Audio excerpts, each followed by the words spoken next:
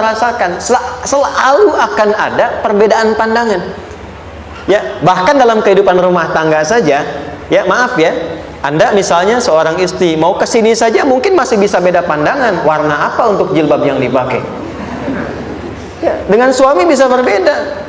Papa bagus yang mana ya, hijau atau kuning? Ah, kayaknya yang hijau deh gitu kan. Enggak, kayaknya kuning deh gitu kan. Masih mending ada dua pilihan. Begitu dipakai pink. Bisa berbeda. Anak bisa berbeda. Jadi kesan pertama yang ingin dibangun bahwa dalam kehidupan sudah pasti akan ada keragaman pandangan. Dan yang kedua, yang tidak normal, keragaman pandangan itu boleh jadi melahirkan tindakan-tindakan yang kontraproduktif. Mungkin akan mendapatkan celaan. Allah dicela, malaikat dicela, Rasul dicela, Nabi dicela, sahabat dicela, tabi'in dicela, ulama dicela. Kita siapa yang mungkin belum menjadi bagian dari orang-orang itu dan ingin bebas dari celaan? Itu mustahil. Jelas sampai sini? Jadi kalau mendapatkan celaan, berbahagialah, berarti kehidupan kita normal. Jelas? Pernah mendapatkan celaan dalam hidup? Halo? Pernah disoal oleh orang lain? Pernah direndahkan oleh orang lain? Nah, Allah tuh memberi kesan kepada kita, jangankan engkau, Rasul yang paling mulia saja pernah mendapati itu. Tapi bagaimana seni mendapatkan ketahanan sehingga dalam dicela pun tetap tenang, dalam disoal pun tetap hatinya nyaman. Karena ketenangan itu yang membawa pikiran tenang dan tindakan yang terukur.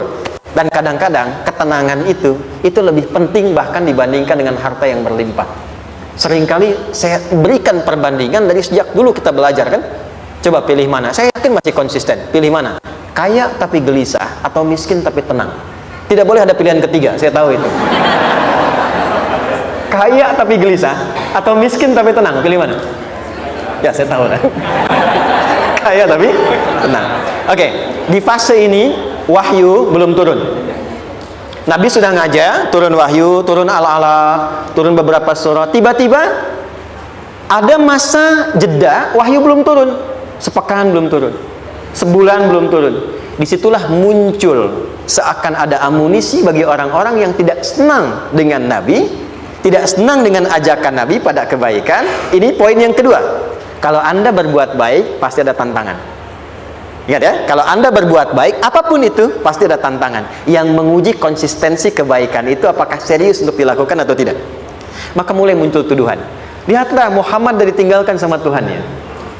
Tuh Muhammad udah gila tuh, naik turun bukit, naik turun lagi, kayak orang bengong. Muhammad udah ada beban di pundaknya. Jangankan umatnya, Rasulnya saja yang mengklaim Rasul punya masalah katanya, ya kan? Dan ditinggalkan Tuhannya, kok masih mau ikut Muhammad?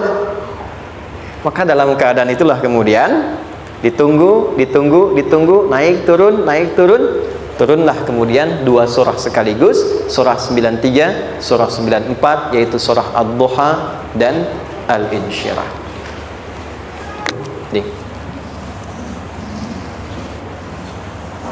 Oke. Ini materinya dahsyat ya, penting sekali, saking pentingnya ini cepat habis tuh. Sekali lagi. Jazakallah khair. Ya, kelihatan ya. Baik, yuk pelan-pelan.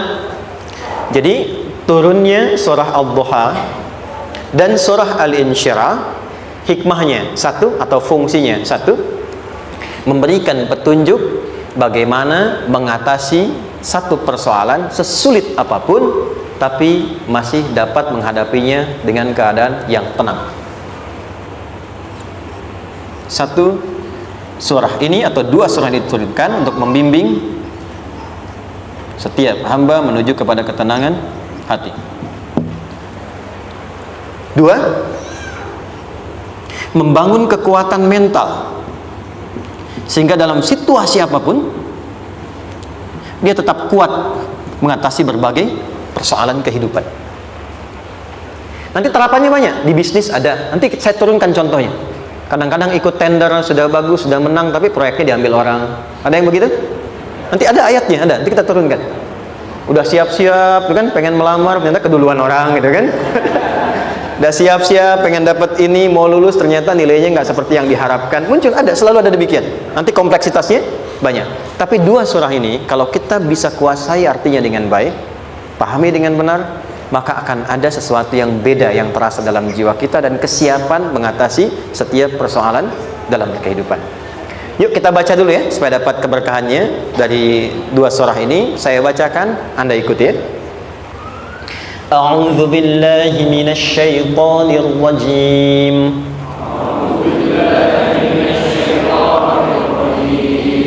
Bismillahirrahmanirrahim. Wadduha والليل إذا سجى ما ودعك ربك وما قلى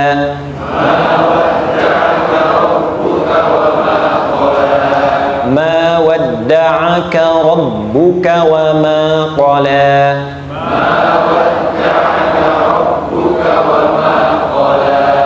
وللآخرة خير لك من الأولى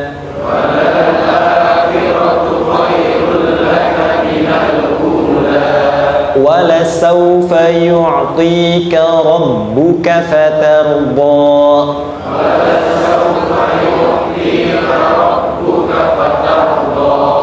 ألم يجدك يتيما فآوى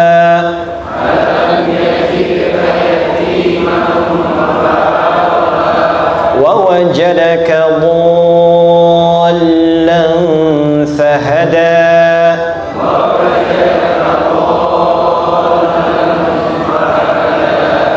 ووجدك عائلا فأغنى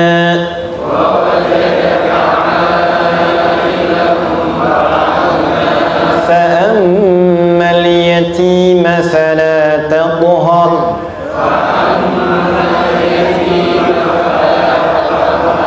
وأما السائل فلا تنهر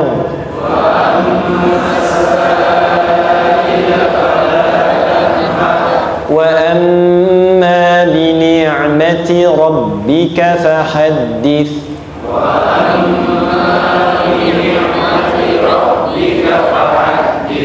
Baik, satu surah dulu, alhamdulillah. Izin saya bacakan tadi untuk diikuti supaya setidaknya kalau kita pulang dan ditanya bagaimana hidupmu engkau jalani, seperti apa engkau berinteraksi dengan Quran yang telah aku turunkan, maka kita pernah menjawab, ya Allah, kami pernah bacakan itu. Jangan pernah kita berkehidupan sampai wafat dan tidak pernah berinteraksi dengan Quran walaupun sekedar membacanya. Wadduha, aku bersumpah, setiap huruf waw yang berada di awal kalimat di satu surah itu makna utamanya berarti sumpah, ya, qasam, sumpah. Seringkali diartikan demi, ya. Wal asri, demi masa. Wal fajri, demi waktu fajar. Wal laili, demi malam. Intinya sumpah. Sebentar, pelan-pelan. Kalau Allah menyampaikan sesuatu kepada kita, yakin tidak? Saya ulang, yakin tidak? Serius? Hah? Kalau yakin, kenapa tidak dilakukan? Ya, itu pertanyaan besar ya. Baik, kalau Allah menyampaikan Allah, tidak bersumpah pun harusnya kita yakin. Tapi kalau Allah bersumpah dalam kaidah ilmu tafsir, berarti ada sesuatu yang sangat penting, yang saking pentingnya akan sangat dibutuhkan oleh setiap hamba, sehingga diminta setiap hamba itu fokus menyimak apa yang mau disampaikan. Bahkan saking pentingnya menyimak itu, Allah bersumpah. Jelas? Jadi kalau teman-teman menemukan di Quran ada ayat dibuka dengan sumpah, berarti ada kasih Allah yang tinggi yang akan disampaikan di ayat itu sampai meminta kita fokus untuk menyimaknya. Ad-duha, untuk memudahkan maknanya, teman-teman, kalau waktu duha itu jam berapa ya? Oke, sebetulnya dimulai sejak matahari itu mulai naik, yang memantulkan, ya, atau menyinari cahayanya itu mulai terasa lembut. Ya, kalau misalnya kita ambil 1,5 jam setelah subuh. Sekarang subuh 4:30 lah, taruhlah 4:30 ya. 1,5 jam berarti jam 6 kan? Nah itu awal duha tuh. Awal duha sampai ke pertengahan kurang lebih setengah 10, jam 10. Akhir duha jam 11 sampai menjelang ke zuhur. Awal duhanya disebut dengan syuruk namanya. Syuruk. Jadi syuruk itu awal duha. Kalau sudah jam 6 ada cahaya matahari ya. Enak nggak ke tubuh kita itu? Nyaman nggak? Jam 8 enak nggak kalau berjemur ya? Jam 9 enak ya? Nah, ini kata kiasan dalam bahasa Arab. Kalau kita merasakan sesuatu yang enak, nyaman, memberikan manfaat yang banyak, itu orang Arab sering memberikan kiasan dengan waktu-waktu tertentu. Di antaranya duha. Jadi kalau kita menemukan kalimat duha, jangan langsung diartikan ke waktu duhanya. Boleh jadi yang diinginkan adalah makna di balik itu, yaitu semua kenikmatan dan kenyamanan yang didapatkan.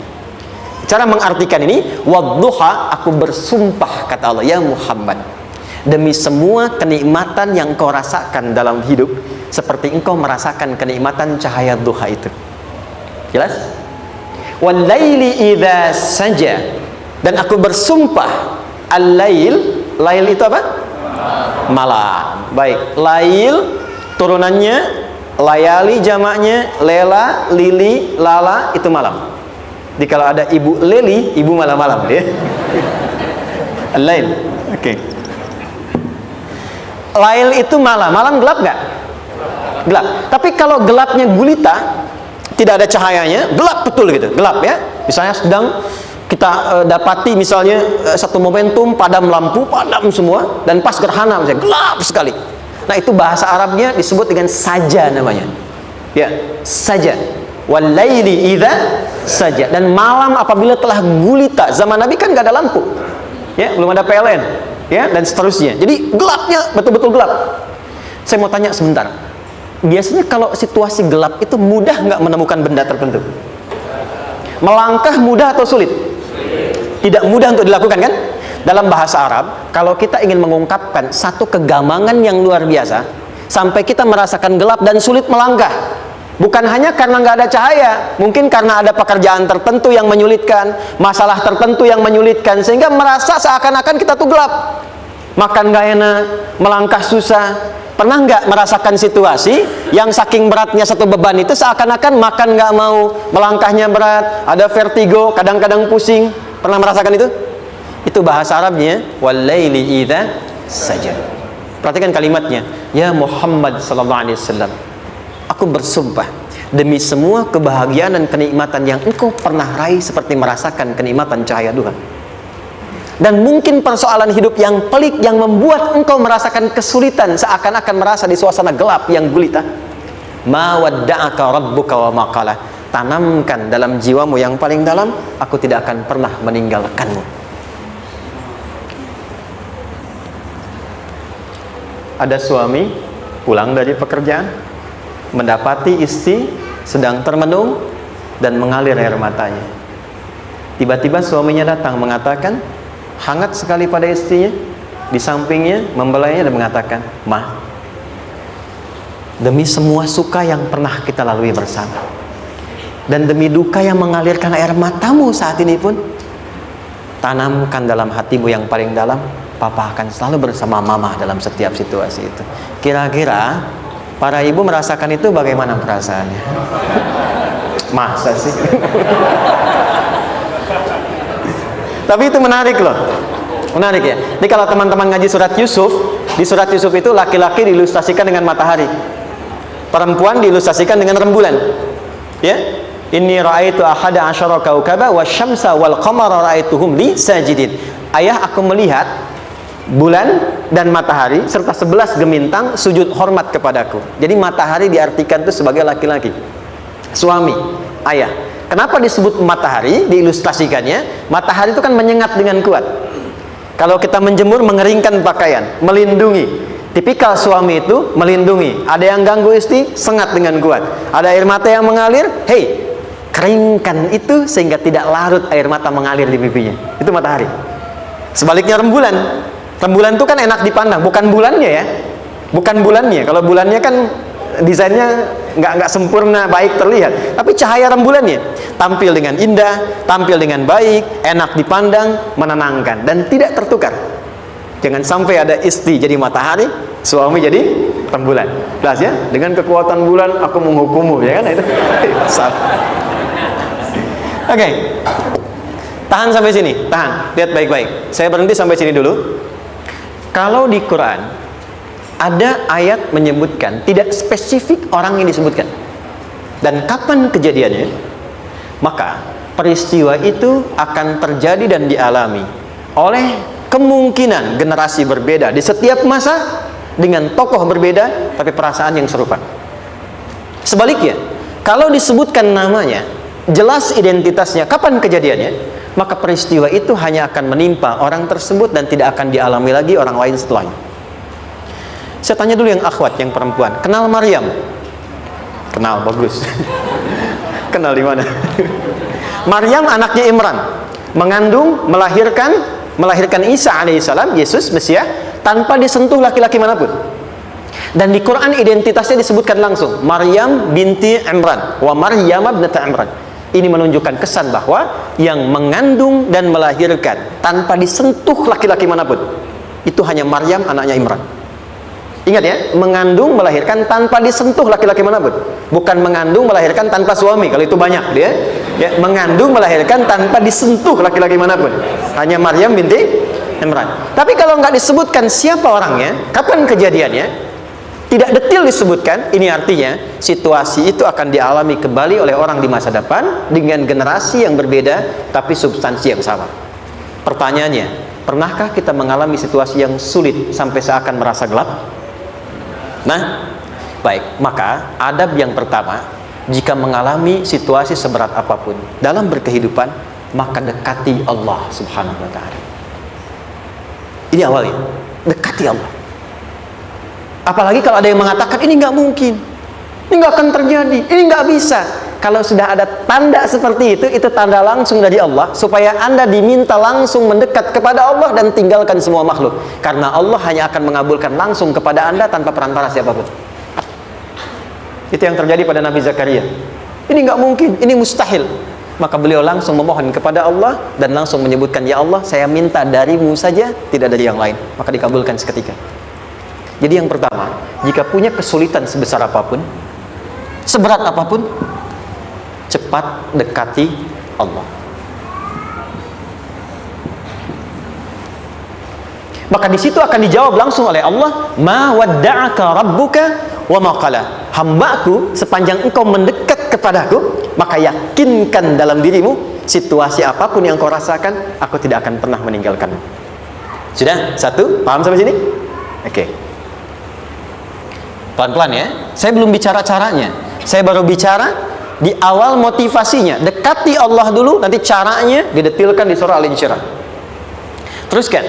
Ma wadda'aka rabbuka wa ma qala. Walal akhiratu khairul laka minal.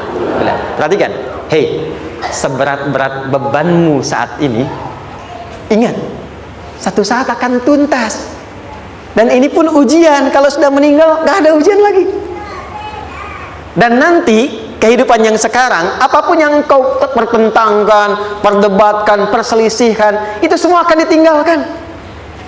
Jadi ternyata Allah mengungkap hakikat kehidupan dunia. Apapun yang diperselisihkan, tuh unik ya. Orang berselisih pada yang akan ditinggalkan. Aneh nggak? Ada orang berebut makanan, kan? Rebutan sampai berkelahi dan sebagainya. Pada akhirnya makanan yang diperebutkan itu pun akan ditinggalkan. Yang ini meninggal, itu meninggal. Jadi memperebutkan sesuatu yang pada akhirnya akan berakhir. Kata Allah, Allah sampaikan, jika Anda mengalami situasi, sesuatu yang mungkin membuat berat, tanamkan pada jiwa kita, hei, yang aku kejar-kejar ini, boleh jadi aku akan tinggalkan juga. Kenapa aku harus menangisi dan larut pada sesuatu yang tidak abadi? Maka Allah hibur kita dengan mengatakan, kamu tenangkan diri dulu. Semua yang kamu pikirkan sampai membuat kamu berat begini, pada akhirnya kamu tinggalkan, dan yang abadi itu akhirat. Walal akhiratu khairul laka minal. Dua, pelan-pelan sikapi setiap masalah dengan proporsional. Jangan terlalu larut dalam sesuatu. Dapat job satu, pengen, udah siap, kontraknya besar, tiba-tiba hilang. Dipikirin, Anda mikirkan itu pun nggak akan balik. Proporsional aja dulu. Ya, nanti caranya akan turun nanti di Al Insyirah. Tenangkan diri dulu. Prasangka baik kepada Allah Subhanahu wa taala. Boleh jadi apa yang Allah ingin berikan sebagai pendahuluan sekarang belum sampai kepada kita karena Allah menyiapkan yang lebih baik di balik itu. Kita belum tahu ada apa di balik itu sehingga kita tidak dapatkan itu. Sehingga kemudian Allah katakan walal akhiratu khairul laka minal ula. Teruskan wala saufa yu'tika rabbuka.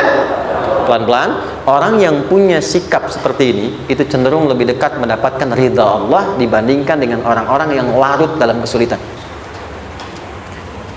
Orang yang move on dengan setiap persoalan dalam kehidupan, cepat berpikir secara proporsional, tidak menggantungkan hidupnya pada persoalan tertentu sehingga membuat dia menjadi beban, itu lebih mendekatkan dirinya kepada ridha Allah dibandingkan dengan orang yang meratapi persoalan hidupnya. Ya. Pelan-pelan. Jadi spiritnya kalau punya masalah apapun jangan dilarutin terus, gak usah diratapi, cepat move on, berpikir lagi, rencanakan lagi, nanti detailnya ada di Al Insyirah. Tapi poin besarnya janji Allah mengatakan kalau Anda bisa move on proporsional, maka yang dijanjikan oleh Allah di situ Allah percepat datangnya ridha Allah Subhanahu wa taala. Kalau ridha Allah sudah datang, maka akan dua yang diberikan. Pertama kali, ketenangan di dalam jiwa, dan yang kedua, kemampuan untuk berikhtiar lebih baik mencapai apa yang diinginkan. Satu, kalau ridha Allah sudah diberikan pada seorang hamba, yang pertama diberikan ketenangan dalam jiwa. Bukan dunianya dulu. Bukan apa yang Anda ingin harapkan dulu.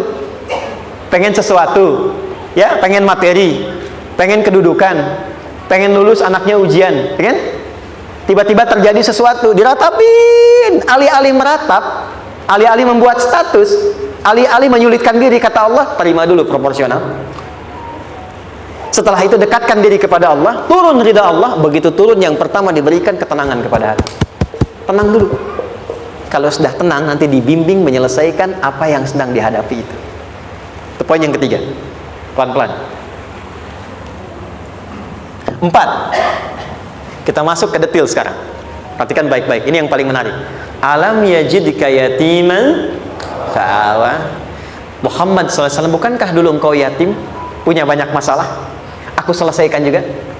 Ayahmu meninggal sebelum lahir, ada ibu. Ibu meninggal, ada kakek. Kakek meninggal, ada paman. Ya kan? Ada teman yang menemani Sayyidah Khadijah, teman yang setia, semua kebutuhan tersedia. Artinya apa? Perhatikan baik-baik. Kalau Anda punya masalah sekarang, jangan sampai melupakan yang dulu-dulu pun pernah tuntas Allah selesaikan. Jadi kalau sekarang sedang punya persoalan, jangan sampai satu masalah ini membuat Anda kehilangan harapan dan kehidupan. Sementara Anda sadar, dulu pun banyak masalah kok selesai juga. Kenapa dengan yang satu ini kita harus jatuh? Sekarang usia berapa? 20, 30, 40, 50. Sekarang usia 50 tahun, ada masalah, baru 5 menit datang sudah merasa jatuh. Yang 50 tahun ke belakang yang banyak selesai itu kita nilai atau tidak? Maka kata Allah, seperti yang dulu pernah aku selesaikan ribuan masalah itu, yang sekarang pun mudah aku tuntaskan. Jelas? Nah, secara psikologi, orang-orang yang selalu bertindak seperti itu akan selalu punya harapan lebih tinggi untuk menyelesaikan persoalannya. Jadi kalau sedang punya masalah, pikirkan yang dulu juga selesai, masa yang sekarang nggak selesai. Itu prinsipnya. Secara psikologis demikian. Jelas ya? Oke.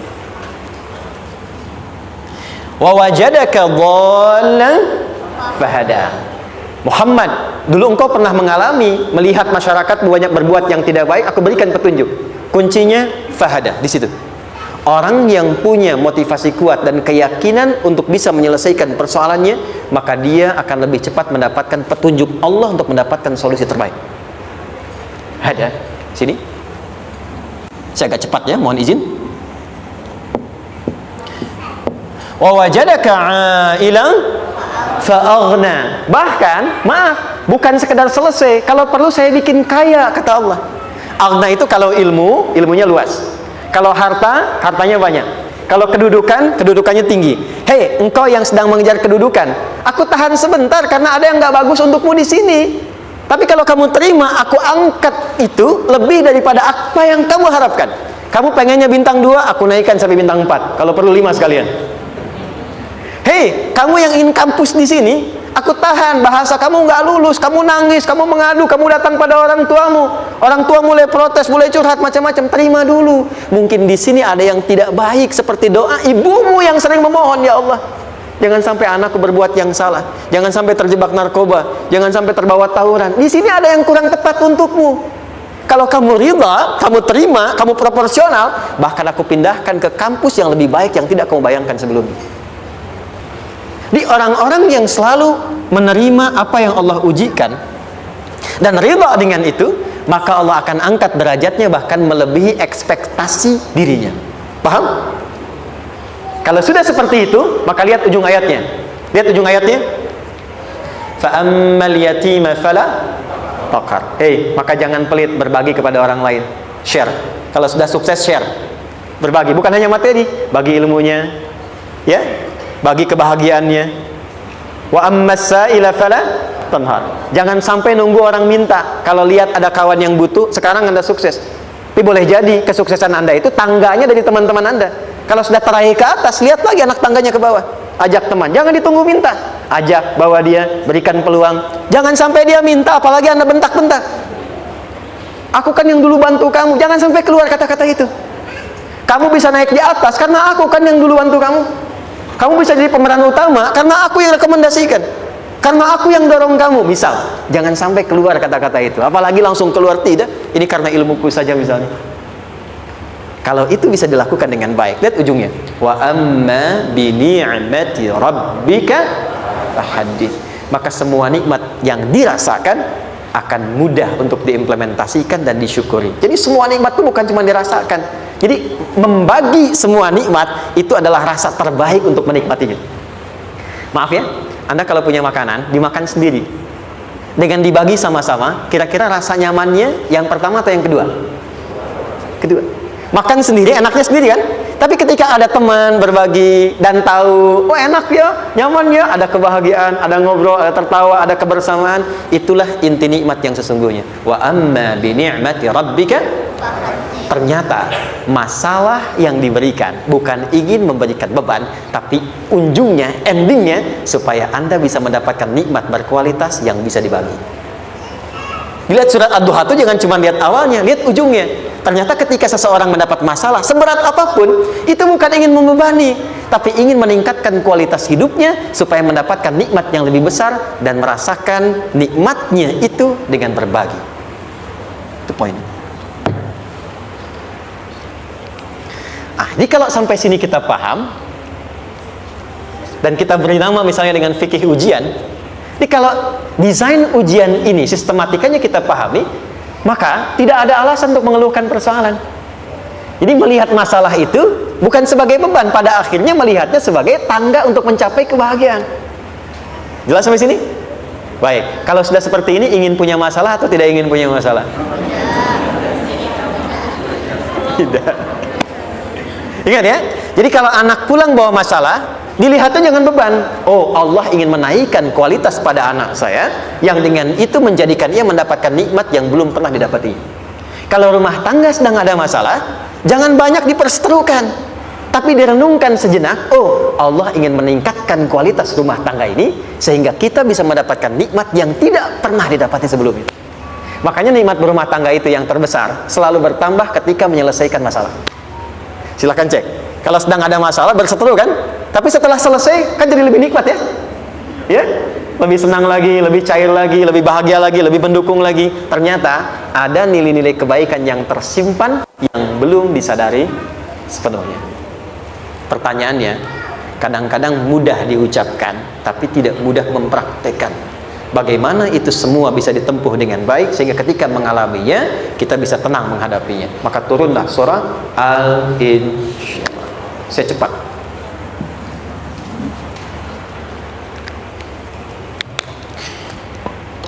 Teman-teman, ini apa? Kelas ya? Baik, pelan-pelan sedikit. Kira-kira volumenya besar kecil? Kecil ya? Baik. Kalau saya bandingkan dengan gayung, volumenya besar mana? Gayung ya? Baik. Kalau ini saya perlebar, sehingga bisa memasukkan apapun ke dalamnya. Itu bahasa Arabnya disebut dengan insyirah namanya. Jelas? meluaskan sesuatu sehingga terlihat lapang, sehingga memudahkan setiap hal masuk ke dalamnya. Itu insyirah namanya. Surah ini diberi nama dengan surah Al-Insyirah, yang berarti sesuatu yang lapang, yang tenang, yang nyaman. Yang diharapkan dengan keadaan hati yang lapang, nyaman, tenang itu, segala persoalan yang dihadapi dalam kehidupan akan mudah diterima dan tidak berdampak besar dalam menyikapinya. Maka bagaimana kemudian Allah memberikan turunan-turunan petunjuk supaya apa yang diharapkan ini bisa tercapai? Satu, izin mengilustrasikan, saya kasih cerita sebentar. Ada seorang anak muda, kisah ini sangat viral, hampir setiap kita bisa mendapatinya. Datang kepada seorang kakek tua di sisi danau yang jernih sekali airnya. Dia berkeluh kesah tentang persoalannya. Dia katakan, saya punya masalah begini. Berat sekali terasanya. Kakek itu kemudian permisi, dia hanya membawa 2 genggam garam. Kemudian beliau bawa 1 gelas, ilustrasinya seperti ini. Dimasukkanlah kemudian garam itu ke gelas itu. Lalu diambil 1 gelas air yang jernih tadi dengan garam segenggam. Kata beliau, minum. Pemuda itu mengatakan, wah asin, minum aja dulu. Lalu ketika diminum, langsung ditumpahkan. Dia muntahkan, asin katanya. Lalu setelah itu kakek yang tadi melepaskan segenggam sisanya, dilempar ke danau tadi yang luas. Lalu diambil lagi dengan gelas yang sama. Sekarang minum. Bagaimana rasanya? Segar, enak, nyaman. Itulah hatimu. Kalau hatimu sempit sesempit gelas ini, maka masalah sekecil apapun akan selalu menghadirkan kesulitan seperti engkau menelan garam tadi. Tapi kalau hatimu luas, sebesar apapun masalah, tidak akan pernah berdampak pada dirimu kecuali engkau mampu menyusun rencana untuk mengatasinya. Kelapangan hati yang membuat diri kita mampu menerima persoalan apapun, itu yang disebut dengan insyirah. Makanya dulu tahun 90-an ada sinetron Hati Seluas Samudra, gitu ya. Saya pernah tahu itu. Sama anaknya diapa-apain juga, oh masih aja ya menerima gitu. Dulu siapa ya? Jeremy Thomas dan lain-lain, ya. Saya kira ada itu. Ya, saya kira itu ya. Saya pernah lihat sejenak ya. Saya jarang-jarang nonton gitu. Pernah lihat aja. Saya senang riset. Jadi kalau riset itu ada riset dakwah, ada riset materi. Saya teman-teman yang musik gitu ya, saya tidak terlalu dekat dengan musik karena saya di Quran gitu. Tapi untuk mengetahui hukum musik itu bagaimana, saya riset. Sampai ke notasi saya tahu. C D F G A B C D F G D F G A B C D A B C D F G A F G A B C D E B C D E F G Ais B Ais B Cis dis Ais Fis Cis Ais Fis Gis Ais Bis Cis, gitu kan ya? Ya, tapi kalau diminta piano, gitar, ini saya nggak bisa. Ya, tapi untuk menentukan hukum, nah kita bisa paham gitu. Misalnya boleh nggak baca Quran pakai langgam Jawa gitu kan? Nah hukumnya apa? Nanti dari teori itu muncul. Ya, paham ya? Nah, oke, balik sini. Perhatikan baik-baik. 1, saya agak cepat. Ini ditafsir langsung turun Al-Insyirah. Yang pertama, alam nashrah laka sadrak wa wada'na anka wizrak alladhi anqadha dhahrak. Tahan sampai sini dulu, 3 ayat. Saya mulai dari ayat kedua dan ketiga. Perhatikan baik-baik. Wa wada'na anka wizrak alladhi anqadha dhahrak. Artinya apa? Artinya satu beban yang diletakkan di pundak yang berpengaruh kepada semua bagian tubuh. Kita pernah melakukan atau melihat yang angkat beban ya? Beban kan semakin berat diangkat, semakin terasa ke bagian-bagian tubuh ya, ke semuanya. Nah, itu namanya wizrak alladzi anqadha dhahrak.